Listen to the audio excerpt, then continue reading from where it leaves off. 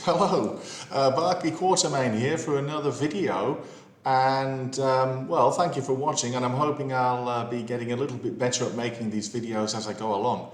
And as you know, what I'm doing is just putting up my adventures as I transition from 20 years living abroad to coming back and returning to the UK.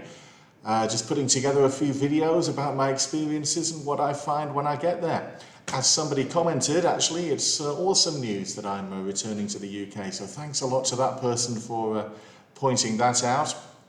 But today I wanted to share some experience of mine, and we're on the subject of the people that you work with. And one thing that I have discovered, I'm sure a lot of other people have discovered it as well, some people maybe not, but the people that you work with are not your friends. The company that you work for is not your family. No matter what they might say, no matter how some people may behave, nobody in your workplace is your friend. The company that you work for is not your family. So I've been over here, I'm in Egypt at the moment. I've been over here 20 years and I've worked for two companies. And the first company that I worked for 16 years, they did describe themselves as the family, the name of the company, family.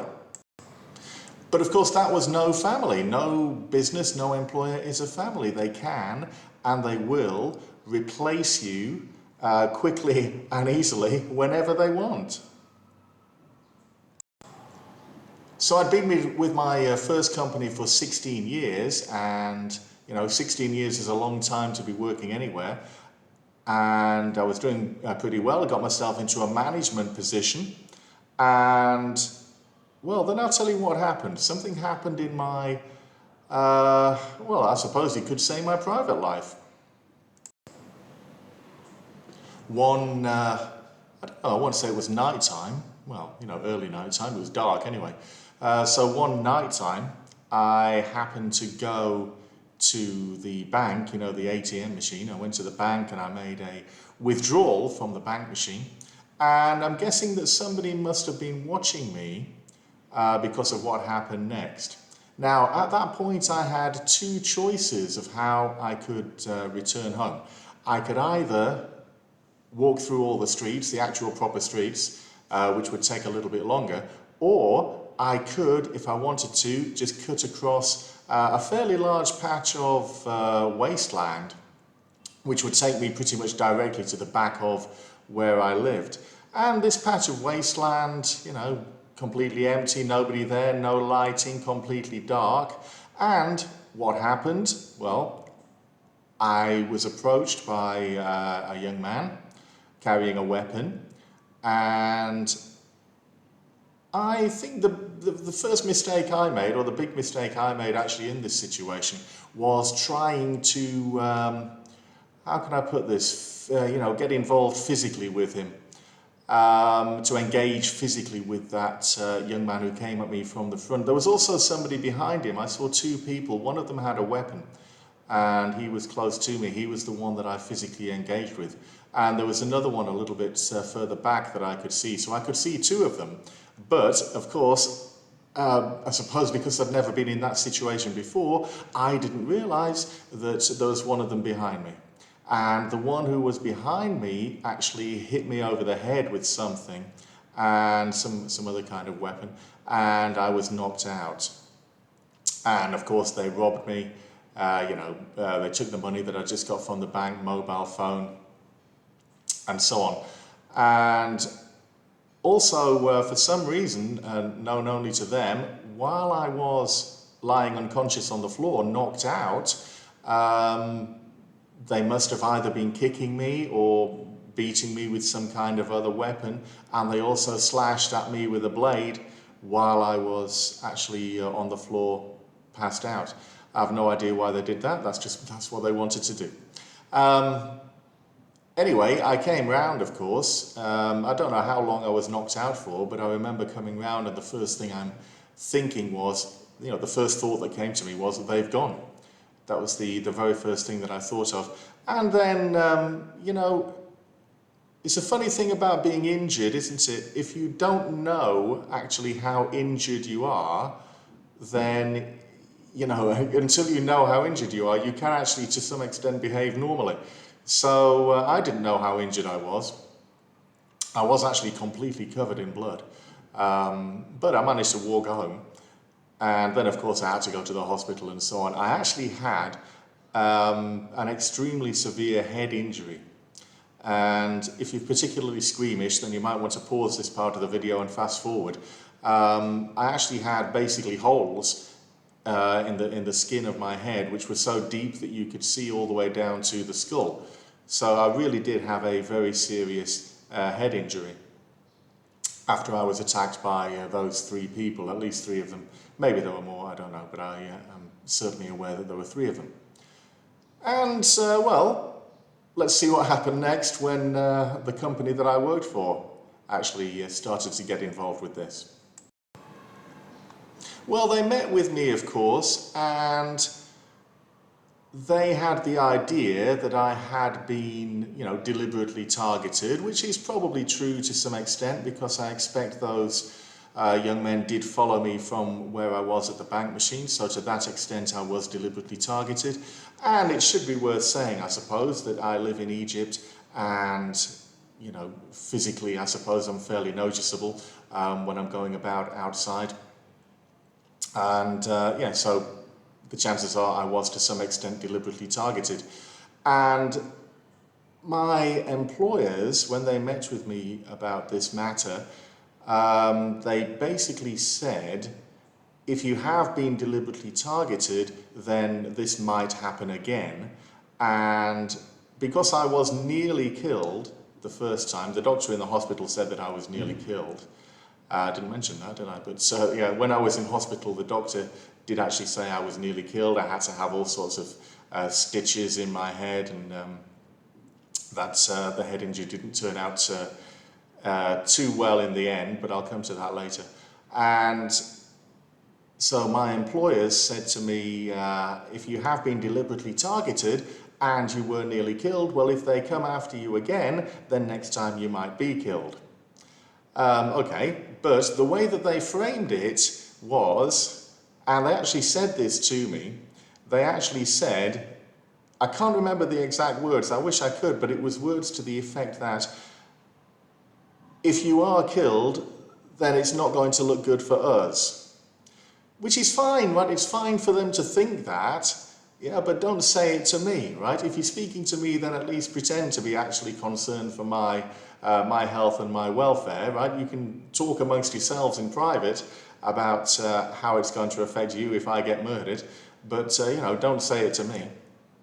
But the upshot of that is that they were very insistent that I actually move away from the area where I was living. And they basically said to me, you've got two choices. You move away from the area where you're living, or you find another job. So 16 years then with the company, and you know, with the company that calls itself the family, and speak to the employees of the company as if they are, you know, address them as if they are family members. I have this amount of difficulty, which is no fault of mine, and then it's, yeah, you move house or you're looking for another job. Well, at the time, moving house was not really an option for me because the injury that I had on my head just simply did not heal up. It just would not heal up. And I was told by another doctor, because I went to a different doctor when it didn't heal up, that I may have to have an operation, you know, the kind of operation where you take skin from one part of your body and you move it to another part of your body. Is that called a skin graft? I think it is, I'm not sure though.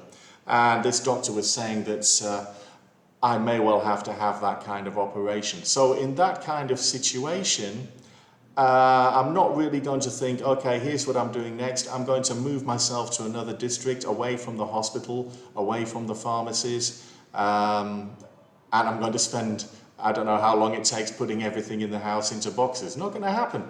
Also, I didn't want to what's the word I'm looking for, create upheaval for the daughter because she had her friends around her and that would have been a traumatic experience for her. So moving to another district for me really was not an option. So what did I do about that? I just kind of kept quiet about it and kind of thought, well, maybe this whole thing's going to blow over. Let's see what happens. But the thing didn't blow over. And basically I was called into another meeting. And the upshot of that was, you're still living in the same place, you haven't moved house, so it's thank you and goodbye.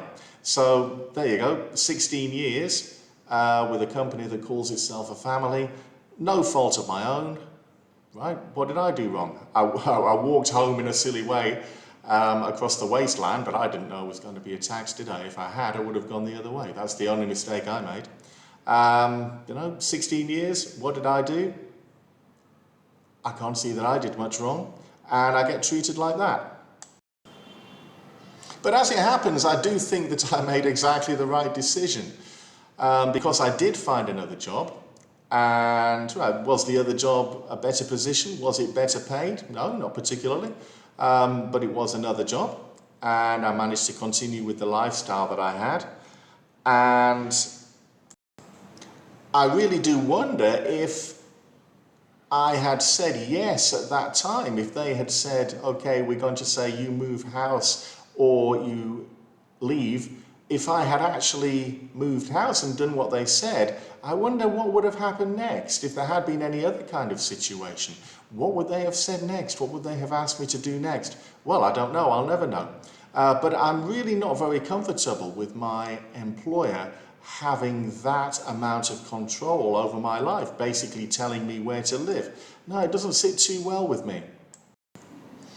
Well, I'm not going to say it wasn't a traumatic experience. The experience of, first of all, having this awful head injury that just wouldn't heal up and having to get up at, 5 o'clock in the morning and comb all the blood and pus out of my hair because my head had been bleeding during the night. Sorry if you're a squeamish person, I should have given a warning for that bit, shouldn't I?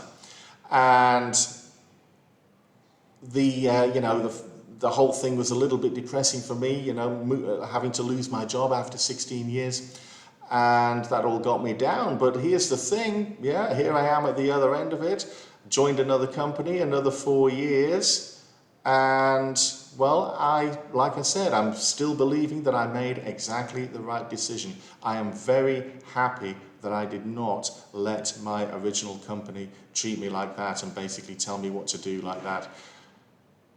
They're not a family. They're not your friend.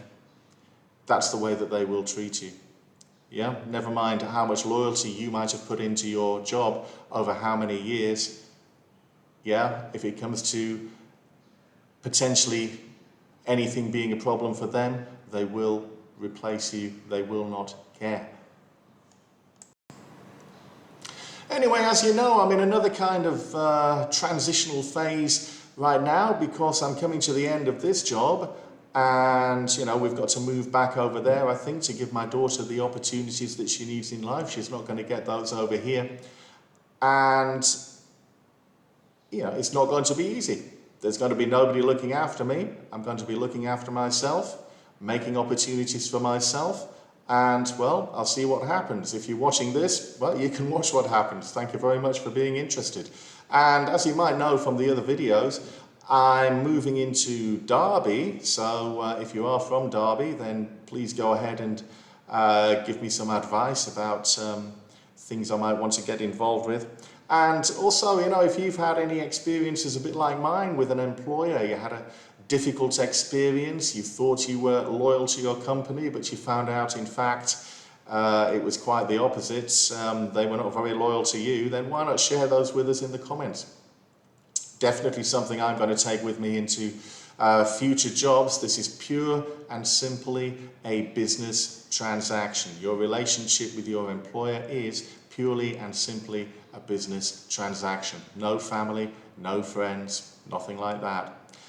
Well, thank you very much for watching. If you are interested in what I'm doing, if you are interested in watching my progress as I transition back to the UK, then please do consider liking and subscribing to the channel. I'll be back with the next installment.